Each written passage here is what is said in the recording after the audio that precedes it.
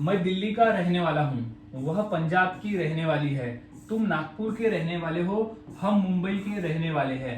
So welcome back to my channel guys. और आज की इस क्लास में हम इस तरह के वाक्य को इंग्लिश में बनाना सीखने वाले हैं जहां हम कहते हैं कि कर्ता किसी जगह का यानी किसी प्लेस का रहने वाला है, जगह का रहने वाला है। तो आज हम ऐसे ही वाक्य को इतनी आसानी से इंग्लिश में बनाना सीखेंगे कि इस वीडियो के बाद से इस क्लास के बाद से आप सभी के लिए ऐसे वाक्य को इंग्लिश में बनाना आसान हो जाएगा और आप बनाना भी शुरू कर दोगे, बोलना भी शुरू कर दोगे। और हाँ गाइज, मैंने ऐसे ही 300 इंग्लिश सेंटेंस फॉर्मूला भी तैयार किया है जिसके आधार पर आप आसानी से वाक्यों को इंग्लिश में बनाना और उसे बोलना शुरू कर सकते हो। हर एक फॉर्मूले के साथ में आपको 5 से 6 एग्जाम्पल दिए हुए हैं समझने के लिए, तो आप आसानी से समझकर उसे रोजाना बोल सकते हो। मात्र 150 रुपीज में आपको यहाँ मिल जाएगा इस नंबर पे कांटेक्ट करके।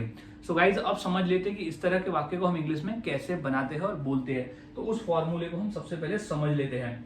तो सबसे पहले हमारा फॉर्मूले की शुरुआत होती है सब्जेक्ट से, क्योंकि सब्जेक्ट का ही पूरा खेल है। सब्जेक्ट यानी होता है कर्ता। अभी वो कौन सा कर्ता है? जो रहने वाला है। कर्ता यानी वो कर्ता जो कि रहने वाला है, वो कर्ता यहाँ लिख देंगे जो सिचुएशन के हिसाब से बदलेगा। कर्ता में कोई भी हो सकता है, मैं, वो, तुम, या ही, शी, इट, दे, वी, कोई भी हो सकता है जो कि कर्ता होता है। अब कर्ता के साथ हम लगाते हैं एम, इज, आर। अभी हम अलग अलग यानी हर किसी के साथ एम, इज, आर नहीं लगाते। सो कर्ता देखकर हम एम, इज और आर का प्रयोग करते हैं। तो वो हम देख लेंगे आगे कि किसके साथ हम एम, इज और आर को लगाते हैं। फिर आता है रेसिडेंट ऑफ। इसी का मतलब होता है कि रहने वाला है, रहने वाली है, रहने वाले, यानी इसी का मतलब होता है कि रेसिडेंट ऑफ। रेसिडेंट ऑफ का मतलब होता है कि रहने वाला है। अब उसके बाद जगह का नाम, प्लेस का नाम लिख देंगे कि कौन सी जगह का वो रहने वाला है, यानी वो कहाँ का रहने वाला है, वो जगह के नाम पे हम लिख देंगे जो सिचुएशन के हिसाब से बदलेगा। तो फॉर्मूले में जो है ना, रेसिडेंट ऑफ ही कॉमन रहने वाला है, क्योंकि उसी का मतलब होता है रहने वाला है। और बाकी जो चीजें दिख रही है, सब्जेक्ट, एमिसार और प्लेस नेम, ये सिचुएशन के हिसाब से बदलेगा। वो कुछ भी हो सकता है जब हमें सिचुएशन में बोलना होगा तब। तो अब हमने फॉर्मूला समझ लिया। अब फॉर्मूले के आधार पर वाक्य को समझते हैं ताकि हमें फॉर्मूले भी अच्छे से समझ में आए वाक्य के जरिए। तो पहला वाक्य है कि मैं दिल्ली का रहने वाला हूँ। मैं दिल्ली का रहने वाला हूं, तो इसमें सब्जेक्ट क्या हो गया? वो हो गया मैं, तो हो जाएगा आई। आई। अब आई के बाद हम क्या लगाते हैं? एम। आई के बाद लगाते हैं हम। हमने पिछले क्लास में भी देखा है कि सब्जेक्ट के साथ हम एम, इज, आर को लगाते हैं, तो आई के साथ हम एम लगाते हैं। फिर उसके बाद क्या है? Resident of. अब आई जो है वो मैं अकेला हूं, तो मैं ए लगाऊंगा, तो I am A. I am ए। अब क्या है? Resident of. I am a resident of. I am a resident of यानी रहने वाला हूं। कहाँ का? तो प्लेस का नाम है दिल्ली, तो यहाँ प्लेस नेम में लिख देंगे हम दिल्ली, क्योंकि हम दिल्ली के रहने वाले हैं, यानी रहने वाला हूं। तो दिल्ली क्या हो जाएगा? मैं दिल्ली का रहने वाला हूं, तो I am a resident of Delhi. अब नेक्स्ट देख लेते हैं कि वह पंजाब की रहने वाली है। वह पंजाब की रहने वाली है, वो पंजाब में रहती है, तो क्या हो जाएगा? वह रहती है। रहती यानी वह पंजाब की रहने वाली है, तो वाली है से हम समझ जाएंगे कि वो एक लड़की है, तो हम यहाँ यूज करते हैं शी का। जबकि ही का प्रयोग हम लड़के के लिए करते हैं, शी का लड़की के लिए। तो शी के बाद हम लगाते हैं इज, तो शी इज ए लिखेंगे क्योंकि वो एक है। तो she is a resident. She is a resident of. She is a resident of यानी रहने वाली कहाँ की? पंजाब की। तो she is a resident of Punjab. याद में रख लेना है कि वो पंजाब की रहने वाली है।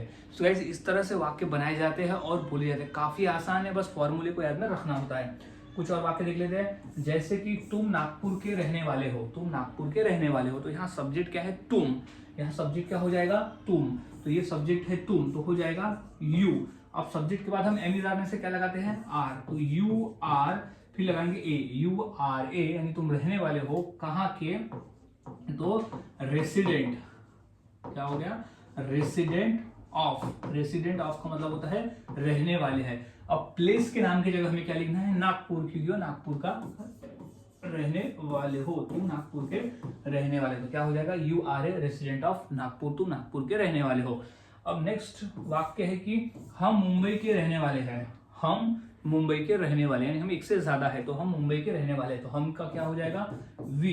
तो वी के बाद हम क्या लगाते हैं?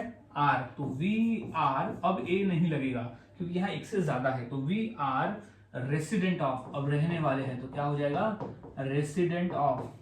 वी आर रेसिडेंट ऑफ यानी रहने वाले हैं कहाँ के? मुंबई के। तो प्लेस की जगह क्या लिख देंगे हम? रेसिडेंट ऑफ के बाद मुंबई, तो we are resident of Mumbai यानी हम मुंबई के रहने वाले हैं। सो गाइस इस तरह से वाक्य बनाया जाता है और बोला जाता है। काफी आसान है, बस फॉर्मूले को याद में रखना है और वाक्य की प्रैक्टिस करते रहना है।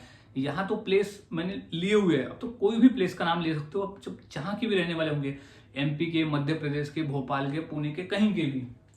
अब नेक्स्ट है राजेश पटना का रहने वाला है। तो राजेश पटना का रहने वाला है, तो सब्जेक्ट यहाँ क्या है, राजेश, तो हम लिख देंगे सबसे पहले राजेश। अब राजेश के बाद एमिजार में से क्या लगता है, अगर किसी का नाम रहा तो हमने देखा है कि इज लगता है।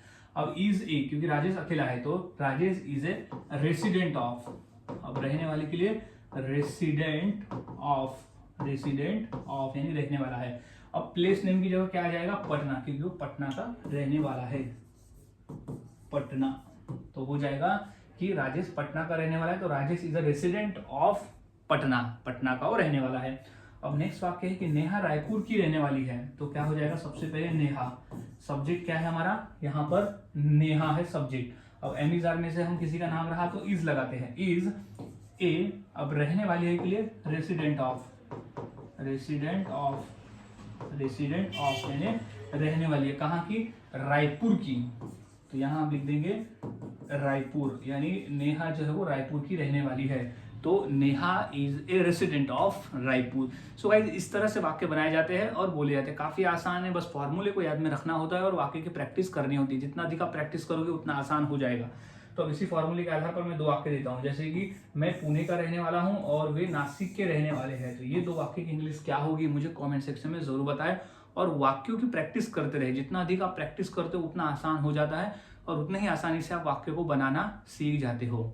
सो मिलता हूं ऐसे ही और नए फॉर्मूले के साथ अगली वीडियो में। तो आज हमने सीखा कि रेसिडेंट ऑफ का उपयोग करके हम किस तरह से रहने वाला हूं, रहने वाली हूं को बनाकर बोल सकते हैं।